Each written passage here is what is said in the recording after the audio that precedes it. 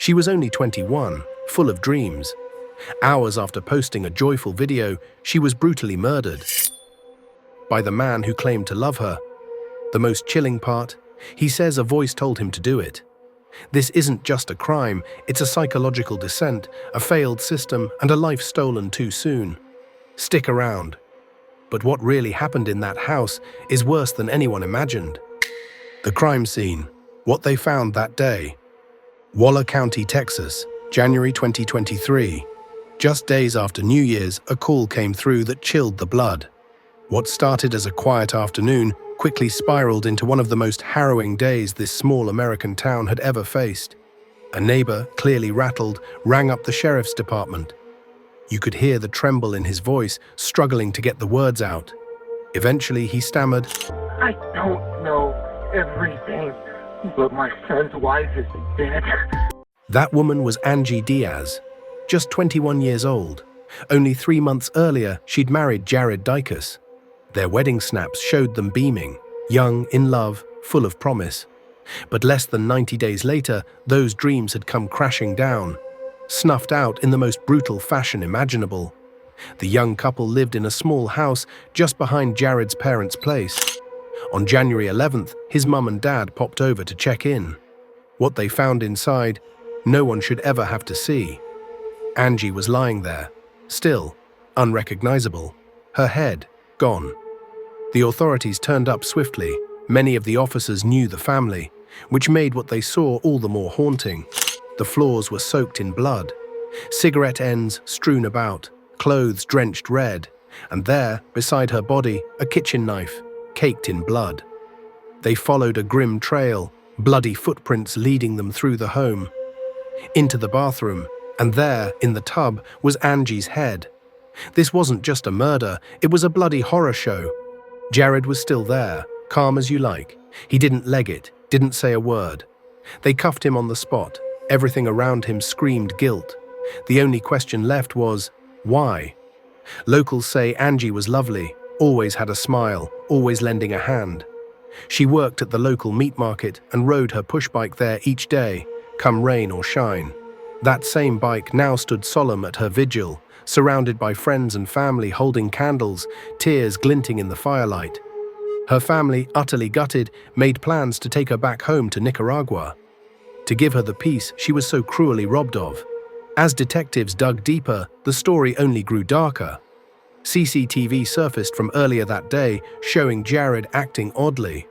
Off his rocker, some might say. Was it jealousy, a mental break, some hidden rage bubbling under the surface? Whatever it was, something inside Jared snapped, and when it did, Anggy paid the ultimate price. A love story, or something else? Magnolia, known for its peaceful charm and the quiet beauty of its magnolia trees, was now the unlikely stage for a tragedy that would shake the entire nation. What had once been a serene town became the epicenter of a crime so horrific, it felt like something out of a nightmare. What had begun as a story of love had tragically transformed into one of unimaginable horror. And the truth, hidden beneath a blanket of blood, silence, and overwhelming grief, was only just beginning to unravel. The rain drizzled softly against the windows as Jared's mother spoke in a voice barely above a whisper. He knew something, she murmured, her words thick with dread. At the very least, he knew. She recalled how Jared had said everything would be fine, but the world around them now screamed that it was anything but fine. Who told you? Jared. Okay. And he's been acting really strange lately. It wasn't enough to accuse him of anything outright, but the signs weren't promising. When the police questioned Jared's brother, Wayne, the interrogation was sharp, methodical, and cold. "Did you ever get rough with Anggy?" one officer asked, his tone direct. Wayne looked bewildered, lost. Time was before she and your brother got married. What's Angie's last name? Do you know? Sure. Her maiden last name? I don't know that. I don't know. Okay. How about a date of birth? Here's her phone. Here, let's see. Let me. It's all Yeah, go in ahead. Spanish, so I don't know. Yeah, I just know she worked over there. I know she was Where'd she work? Chepis Meat Market. The Cheppies. That's where that meant, yeah. The tension in the room was palpable, thick enough to cut with a knife. Wayne shifted nervously in his seat. Is she still family to you? One officer asked, the question hanging in the air like a death sentence. I don't know. Maybe. Doesn't matter. The family was on edge. Are we suspects now? Someone asked, their voice cracking with fear. The detective's answer was measured, but the words did little to calm the storm. No one's accusing anyone, he replied slowly. We just need to keep this quiet until we understand what's going on. People are starting to show up. The story's leaking, and we're not ready for that. Outside, in the rain-soaked cruiser, Jared sat, handcuffed in the back seat. One of the officers approached the window. He knew Jared well. Do you mind giving me the passcode to your phone? It's supposed to be a 6-digit code. It wasn't that they were treating him like a suspect just yet. They were only trying to get information, something to confirm Angie's identity, perhaps her birthday. But even the seasoned officers couldn't hide the unease in their eyes. What they saw, it wasn't what they had expected. For a brief moment, one officer thought it was Wayne again. A familiar face, maybe another overdose. He'd seen it before, but it wasn't Wayne. It was Jared. Wayne had a rough past. Meth, constant run-ins with the law since he was 20. He wasn't reliable. He wasn't steady. But Jared was different. He was the quiet one, the dependable one, the one who followed the rules. Born in 2001, raised in Houston, a football player at Waller High School. Reliable. He worked as an electrician. Once, Wayne had stolen copper from one of Jared's job sites. Jared reported it, and later regretted doing so. Everyone had always suspected that Wayne might snap one day. No one ever thought it would be Jared. Jared met Anggy by chance at the local meat market in 2022, where she worked. She too was born in 2001, but in Nicaragua. Her mother had raised her alone, working in Costa Rica to send money back. Anggy was smart, responsible, and determined. She studied accounting at a university in Leon, Nicaragua, while living with her aunt, a woman who had raised her like her own child. When her aunt was diagnosed with cancer, Angie's biological mother, now working in the US, paid to bring Anggy and her brothers across the Mexican border. They arrived in Texas as undocumented immigrants. Anggy found work as a cashier and later promoted herself as a fitness coach online. She shared posts about perseverance with quotes like signs. Everyone missed. The room fell into quiet as the question was asked. Can you tell us about that relationship? He says, can you let me know? Can you tell me? What is the relationship like? Well, what she told me was that yes, everything was fine, but in the end, she was going to marry her former boyfriend. She said everything was good, and she was gonna get married to the ex-below. Well, I told her that afterwards I would help her with the preparations and everything. Then suddenly she said she wasn't going to get married anymore. And suddenly we understand what happened because she is no longer going to comply. She said that she told her and that she was going to help her out with the decoration and so forth and this and that to help her out. And then all of a sudden she told her she was not going to get married. After she said she wasn't going to get married, she gave a reason. Yes, she told me, and I asked her, but why? If she was so happy that she was going to get married, and she told me no, that the boyfriend had changed, he had become very distant, he wasn't paying attention to her. And well, I advised her a lot because I'm a bit older than her. So I advised her and told her that if she didn't feel good with him, it would be better to end the relationship. Because why would she marry him if they no longer understood each other? It wasn't long after that Jared entered her life, tall, confident, the former football star, the kind of guy who seemed like the perfect fit. She never said exactly when they met, but soon after, he was showing up at her job with flowers, little thoughtful gifts. She showed me the roses once, her friend recalled, a faint smile tugging at her lips. She said he was so sweet to her. She sounded happy. Their relationship blossomed quickly, too quickly, some thought. At first, everything seemed perfect, but cracks began to show beneath the surface. Anggy, now living with her aunt in Waller, hadn't even told her mother about the wedding. Her mother, who had worked tirelessly to bring her to the US, had no idea. Maybe Anggy wanted to keep her new life separate from the old. a fresh start, but the pace of the relationship was fast, unnervingly fast. She had an accident, her friend said quietly, lowering her voice, and then she told me they were trying to deport her. That's when everything seemed to shift into overdrive. Anggy didn't want to leave, not now. She had family here, friends, a job, a future. Marriage to her felt like the only way to stay. Her family, especially her uncle, had warned her. Don't do it for papers, he advised. Do it for love, because you love him. And he loves you. And Anggy, resolute, had answered firmly, I do love him. This is real. Her uncle, cautious but supportive, agreed to be a witness. They got married. But love is more than a piece of paper. Some things can't be written down or signed away. When Anggy brought Jared around her Spanish-speaking friends, things felt awkward. He didn't understand them. They didn't connect with him. Language wasn't the only barrier. Something felt off. The picture-perfect social media posts kept coming. Smiling faces, captions filled with hearts. But behind those filters, something darker was taking root, and no one saw it coming. Not until it was too late. At first, the signs were so subtle, so small, I didn't even notice them. But in hindsight, especially after talking with my husband, everything began to make sense. That night, I brought beers to share with everyone. Jared was drinking but seemed tense. We were all Hispanic, speaking in Spanish, and he only understood English. I could tell he felt left out. His frustration simmered, especially when Anggy had to keep translating for him. They had given him a nickname, Rojo, meaning red in Spanish due to his hair. But instead of laughing along, he kept to himself. He barely joined the conversations and often left early, his mood clearly soured. He didn't understand the language, and over time it seemed like he no longer felt connected to his wife or her circle. After they got married, even her co-workers noticed a change. Anggy wasn't the same. Ruth Armendariz, who worked at the Defense Intelligence Agency, remembered how Anggy had seemed like a daughter to her.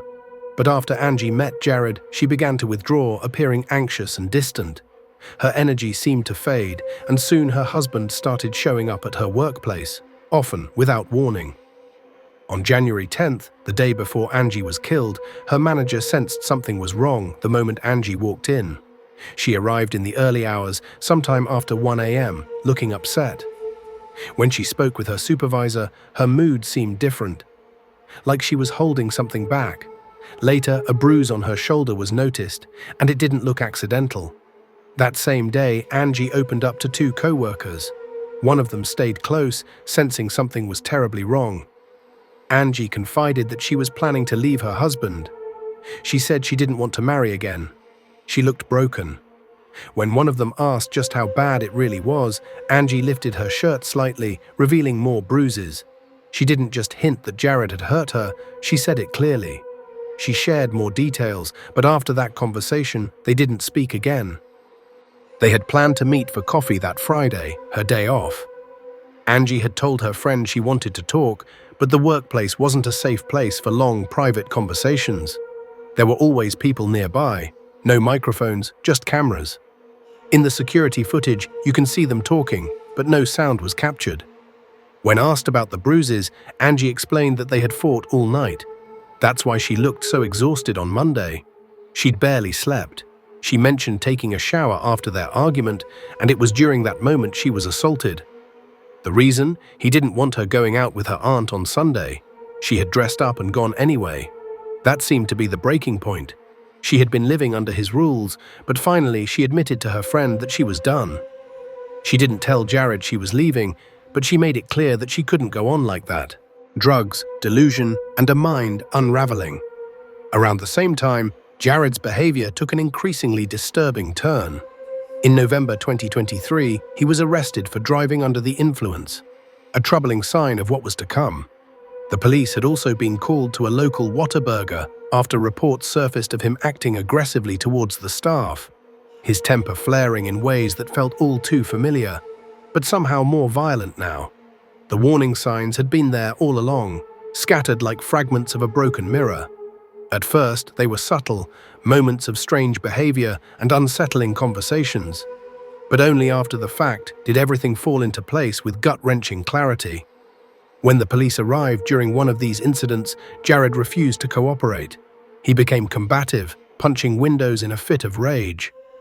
Officers had no choice but to restrain him, putting him in a restraint chair just to collect a DNA sample. Even though he was released on bond, his behavior only worsened. His actions, wild and erratic, spoke volumes.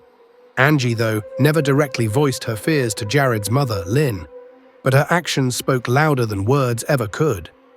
Jared had been requesting, time and time again, to stay in the same house as Anggy, despite her having made it clear she no longer wanted him there.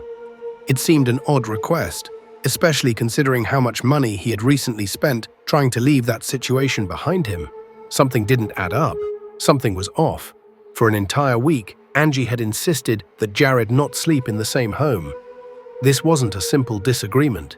This was something far more serious. It was a cry for help. Something was desperately wrong. Then, on January the 8th, just 3 days before Angie's death, the Waller County Police received a strange 911 call. The caller was none other than Jared himself. "I've been using drugs," he confessed, his voice wavering with confusion. "I don't feel well." When asked if he needed medical help, he hesitated, apologizing repeatedly, his tone unstable and disoriented. Moments later, he called again, repeating the same incoherent words. Paramedics were dispatched and Jared was rushed to the hospital. Tests later confirmed he had used methamphetamine, an ugly reminder of the struggles his older brother had endured with the same drug. This revelation devastated Jared's parents. They had already seen firsthand how drugs could tear a family apart, as another child had battled similar demons. Now Jared, the one they thought had avoided these pitfalls, had crossed a line. He'd always struggled with alcohol on nights out, but during his day-to-day life, he managed to keep it under control. Or at least, he had, until now. Where Anggy was that chaotic night, no one could say for certain. But it was the same night she'd told her friends he had assaulted her, just days before her life was tragically cut short. Was Jared under the influence again? Was this the catalyst for the horror that followed? On January the 11th, Jared came home from work around 4 a.m. He slipped into the house behind his parents' property, and no one saw him again until about 12:30 p.m. that afternoon. When he returned, his mother, Lynn, noticed something strange, a phone ringing, one she didn't recognize. Jared was holding a phone in his hand, and when Lynn asked about it, he claimed he had several phones. But Lynn wasn't convinced. She took a closer look and saw the phone was set to Spanish. That's when it hit her. The phone looked eerily like Angie's. Her heart raced, panic flooding through her as she realized the terrible truth. Lynn and her husband, Rodney, rushed to check on Anggy, but what they found would change everything. They entered the house through the only door at the front.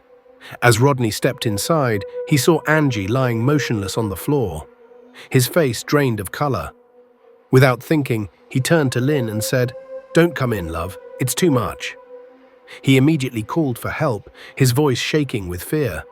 Meanwhile, Jared, still in the room, was nearby, crying, though whether from grief or something else, no one could tell. Anggy was gone. She had been murdered. With no other choice, they called 911 on their own son, the life she was building and the one stolen from her.